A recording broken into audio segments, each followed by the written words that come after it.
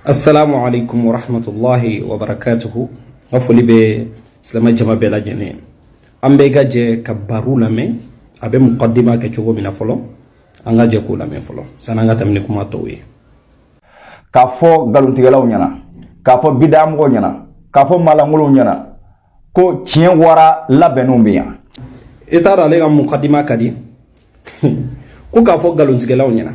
Ka fo bidam go nyana. Ka fo malangulu nyana. Akambe jungma ansar din akambe au complet de matin anga tani kuma to ifana cien deme wara dem senu be yano ni tala malay bo sorayno ni tala Guinée bo sorayno ni tala Côte d'Ivoire bo sorayno be fana jamana nani mu fode nga kuma korolena jamana nani o reflani Mali, Côte d'Ivoire, la Guinée, Burkina anga tadron cien dem senu tedi fitna la wula dem senu wulu de be wulu de glanu bubolo ko ke rebelli islamaya kono fitna la wuli ala kira don ko sallallahu alaihi wasallam ko fitna e fende de mumbe snogola danka be mogoka ala ga danka be mogoka mogombe fitna la wuli suka bo snogola aw ye fitna la wuli la de jaraga ko kera ateminaw mo bora kala di jara billahi ne video men ke ni jara ye ayanyala abadon kuma naka men kuma na chugo mina yere badon kafo do ya mata kono bunya gansa ni ba kono kafo ay mun ka erreur ke slama de do abese ka fli abe erreur ke ni tie kera ay erreur ke ni galum fana kera ay erreur ke amboro ku fanye do ya man tala ni tala foy tala angi ga kuma to la men munafiki bela jele bakele fakele ka damene ala kra kila fuka na blabi munafiku difference foy to nyonje o koso Burkina cien demsen mu be Burkina yanno o fana bino ka kuma kan fara cien makorobaw ani cien donbaw taka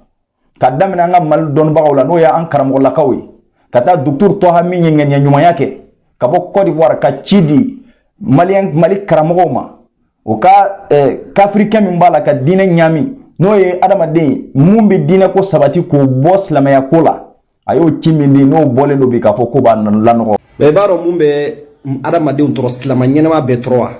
nimbetla kayre dame ko ale ahlus sunna wal jamaa de ahlus sunna wal jamaa ibena donna jamay ula munye kitabu bo muntlara ka wajuluke muntlara ka fatawa ke ka faga fatawa muqaddima ko bekira nenni ka mo kafiri do i kafiri imuna foyi ati ubu dambe minba dambe kata ahlus sunna wal jamaa ma ahlus sunna wal jamaa jogoteni ubafa Saudi on beta billahi wallahi makakaw anga tab makakaw yere Saudi on uga wajuli keteta uga dawa keta uye kramoga kitabu krangu te dawa keta akambe idrade mata ko ulu safe ko lu munafiku ko be fakilim bakelim mais munafiku qualité juma foro parce que ni ko Afrique ko munafiku abe muneta uye mogom beta moga ko uta kanyefo kata dondo kan ko ga secrétaire ko nyafo nafigi mais arabu kana qur'ana ko ni ko munafiku momun ba blaw kono kafo ko olu mun do abla kene kan kafo ko olu islamai kaso kono na kafiru de do wode munafiku e qur'ana la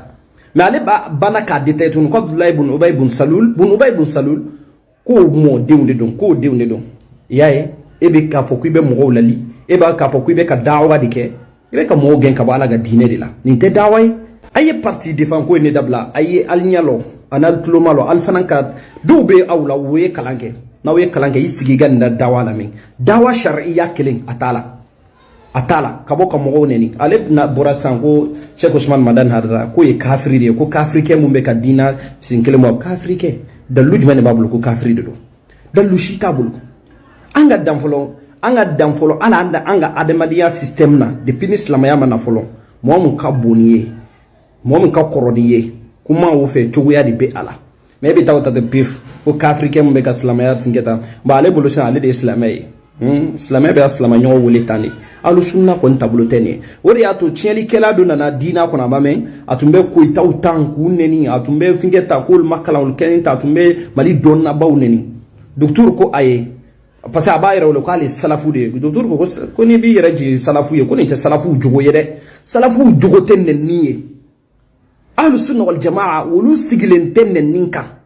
ni bolo yi ahlus sunna wal jamaa de baru te wala pew olu sigilen tɛ nenni ka jamais comme i yɛrɛ i ka video la an tɛna bɛɛ de bila la i ka video la i ko Ibrahim ani Ibrahim Jabi olu bɛɛ ma da an kɔni b'a dɔn olu tɛ ahlu sunna wal jamaa la de parce que ale tɛ charte kelen kɛ mun ye ahlu sunna wal jamaa parce que ale bolo fani finkɛ olu de ahlu sunna wal jamaa ani ka mɔgɔw neni ahlu sunna wal jamaa karamɔgɔw ta fo ka ji i tɛ mɔgɔ kelen sɔrɔ u la ko nenninkɛla don jamais olu b'u ka ko kɛ ni kuranɛ aya de u b'u ka ko kɛ ni hadisa de n'o de digiri la e bɛ ko wɛrɛ kɛ mais k'i nɛni k'i ta i tɔma k'i kafiri i bɛ tan o ye dɔgɔyaman de ye o ye rebelle groupe de dilanna yɛrɛ bolo o tɛ diina groupe ye pewu o tɛ ahlu sunna wal jamaa fendi de aw kana o danbe ka taa mɔgɔ si ma nɛninkɛ groupe k'o tɔrɔ mun y'aw ni juɛminaw bɔ ɲɔgɔn ma sisan foyi u bɛ banɛni kɛ aw fana bɛ banɛni kɛ u bɛ fanɛni kɛ aw fana bɛ ka du faw de nɛni ta mun y'aw bɔ ɲɔgɔn ma fo forokiya don a banna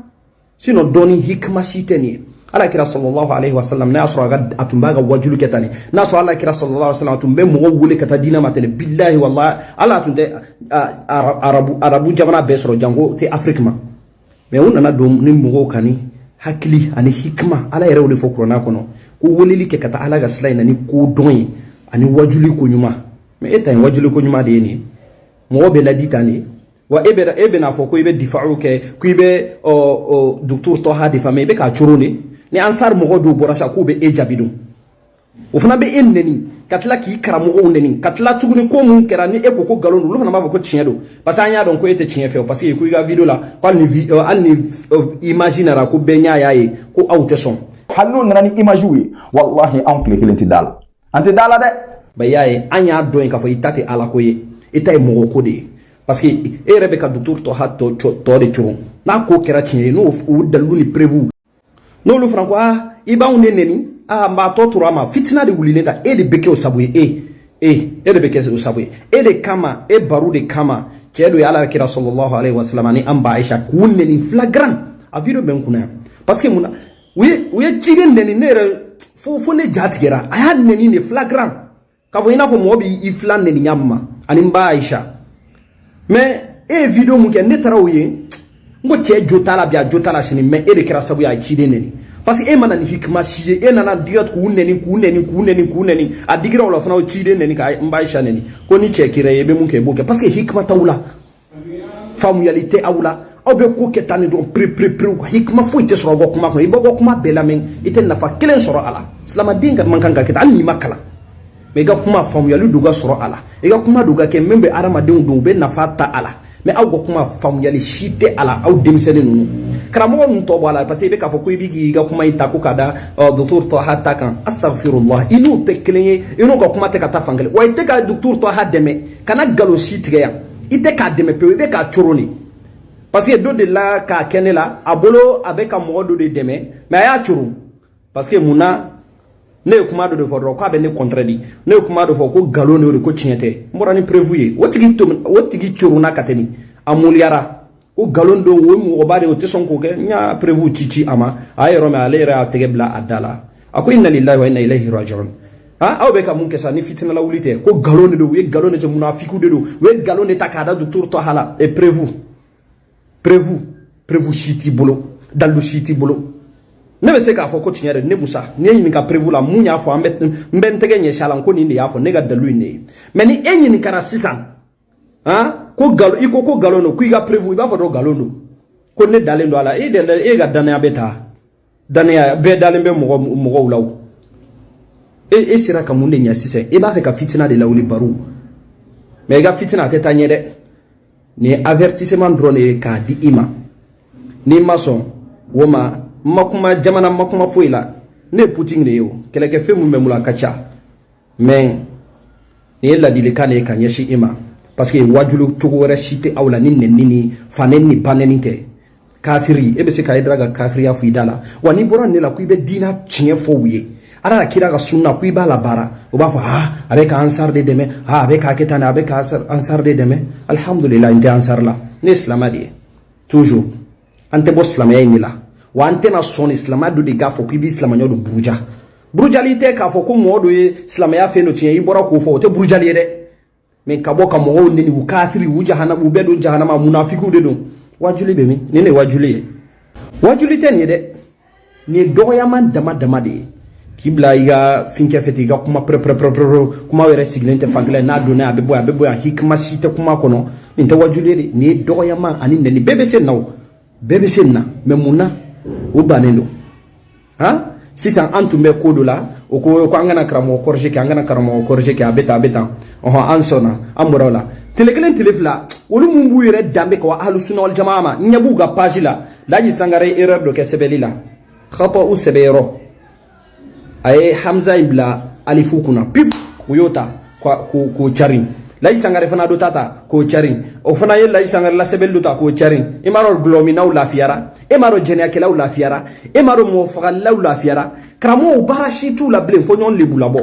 u ba ke laji sangare fana ba kula u bebe ka ke nyogona amba signal kala o signes na ko alhamdulillah kun film fana signes ko alhamdulillah kramo mun ka kanka an waju ulu da fo la fo nyon clasheli na faji mane benna na fashitala ay khataw ke arabukana o sebeli kabonoye kaswamu yafo